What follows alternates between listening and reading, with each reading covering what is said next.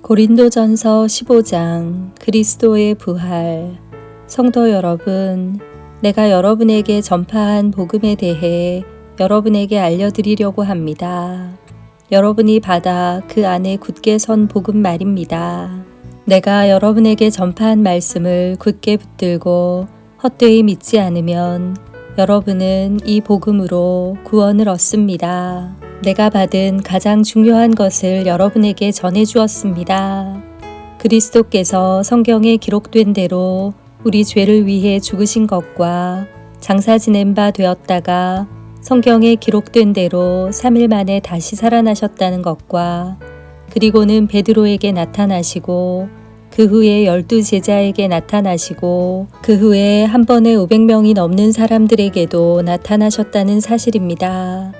그 사람들 중에는 이미 죽은 사람들도 있지만 대부분은 아직도 살아 있습니다. 그 후에 야고보에게, 그 다음에 모든 사도들에게 나타나시고 맨 마지막으로 조사나와 같은 나에게도 나타나셨습니다. 나는 모든 사도들 중에서 가장 작은 사람입니다. 나는 과거에 하나님의 교회를 핍박했던 사람이기 때문에 사도라고 불릴 자격이 없습니다. 그러나 지금의 나는 하나님의 은혜로 된 것이므로 내게 베푸신 그분의 은혜가 헛되지 않습니다. 나는 다른 사도들보다 더 열심히 일하였습니다. 그러나 그 일은 내가 한 것이 아니라 나와 함께 하시는 하나님의 은혜로 한 것이었습니다. 내가 되었든지 아니면 그 사람들이 되었든지 간에 우리가 전파한 복음은 이런 내용이고 여러분은 이것을 믿었습니다. 죽은 자들의 부활. 그리스도께서 죽은 자들 가운데서 다시 살아나셨다고 우리가 전파하는데 여러분 중에서 죽은 자들의 부활이 없다고 말하는 사람이 있는 것은 어찌 된 일입니까? 죽은 자들의 부활이 없다면 그리스도께서도 다시 살아나지 못하셨을 것입니다. 그리고 그리스도께서 다시 살아나지 못하셨다면 우리가 전파한 복음도 헛되며 여러분의 믿음도 헛될 것입니다.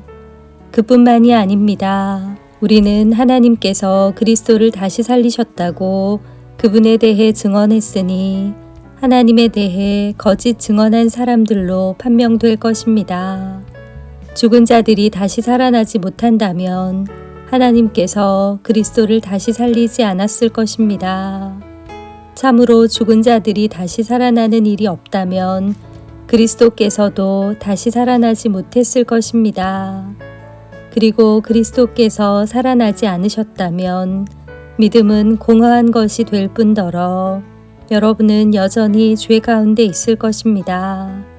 그렇게 되면 그리스도를 믿다가 죽은 사람들도 멸망했을 것입니다.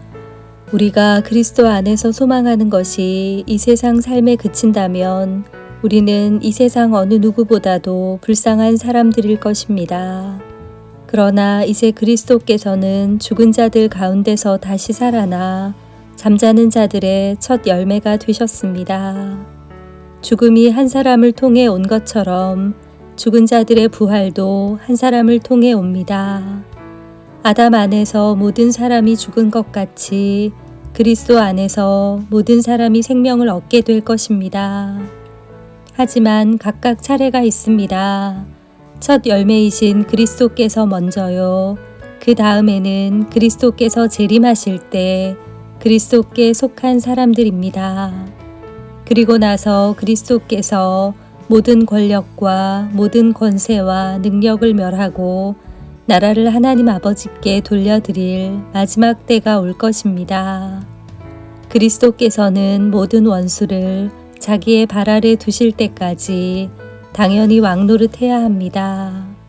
그리스도께 멸망받을 마지막 원수는 죽음입니다. 성경에 하나님께서 모든 것을 그분의 발 아래 복종시키셨다라고 기록되어 있습니다.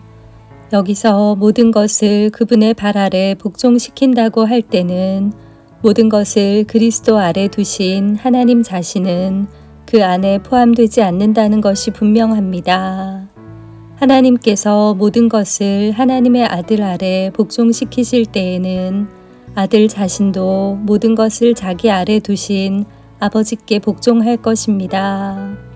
그리하여 하나님께서 우주의 주님으로서 만물을 지배하실 것입니다. 죽은 자들이 다시 살아나는 일이 없다면 죽은 자들을 위해 대리로 세례를 받는 사람들은 왜 세례를 받는 것입니까?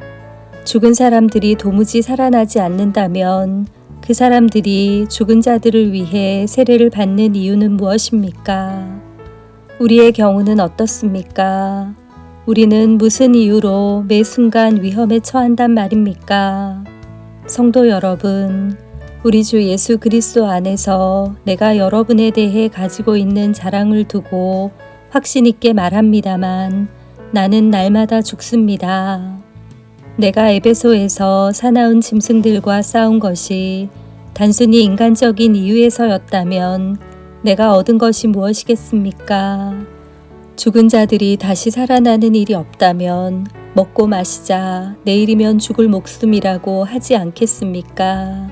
속지 마십시오. 나쁜 친구를 사귀면 좋은 습관도 나쁘게 됩니다. 정신을 똑바로 차리고 죄짓지 마십시오. 여러분 중에 하나님에 대해 무지한 사람들이 덜어 있어서 여러분이 부끄러운 줄을 알라고 이 말을 하는 것입니다. 부활의 몸.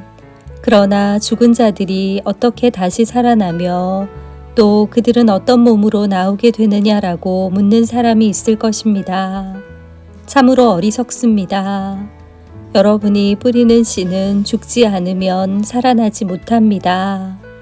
여러분이 뿌리는 것은 다 자란 몸이 아니라 밀이든 그 밖에 다른 곡식이든 단지 그 씨일 뿐입니다. 그러나 하나님께서는 그분의 계획대로 뿌린 것에 몸을 주시며 씨앗 하나하나에 각각 알맞는 몸을 주십니다.